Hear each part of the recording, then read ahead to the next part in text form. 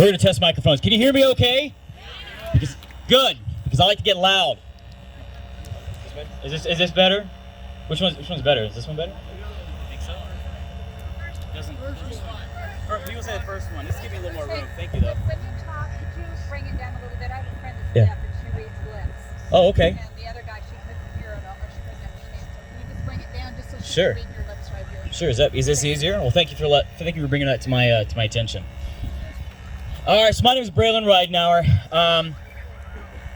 I'm actually not going to talk to you today about why vaccines shouldn't be mandated. I think if you're here, then you know why they shouldn't be. I think we're all in accord that mandating vaccines is a terrible and scary idea.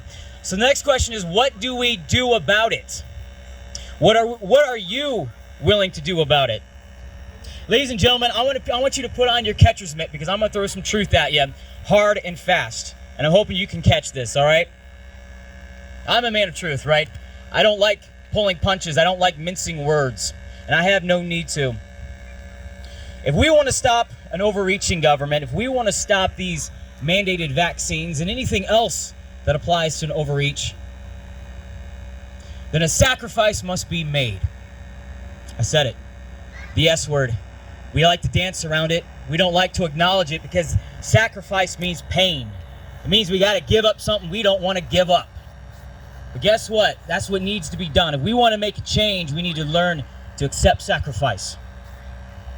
Being here today is an excellent start, and I applaud every single one of you. Like Dr. Tapper said, this is amazing.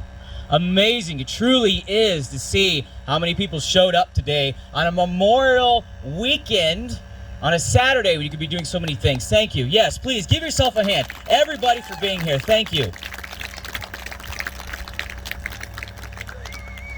Now, the only way we can keep vaccines, for example, from being mandated and the governmental encroachment on our lives is to fight back. We are at war.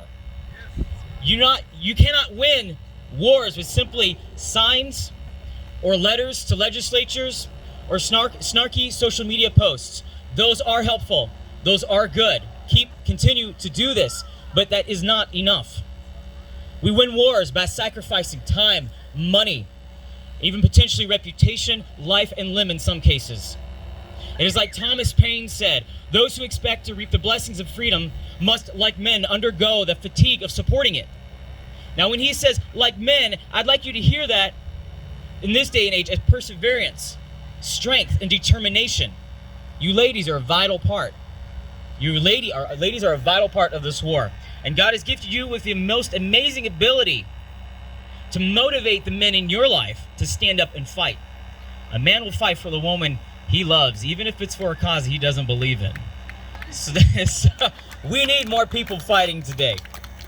We cannot wait and be reactive. We must be proactive.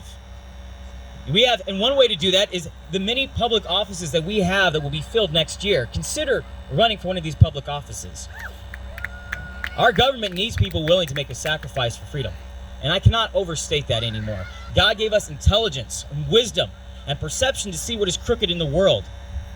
And when we see it as our God-given duty to stand up and defend what is right, to prevent what is wrong.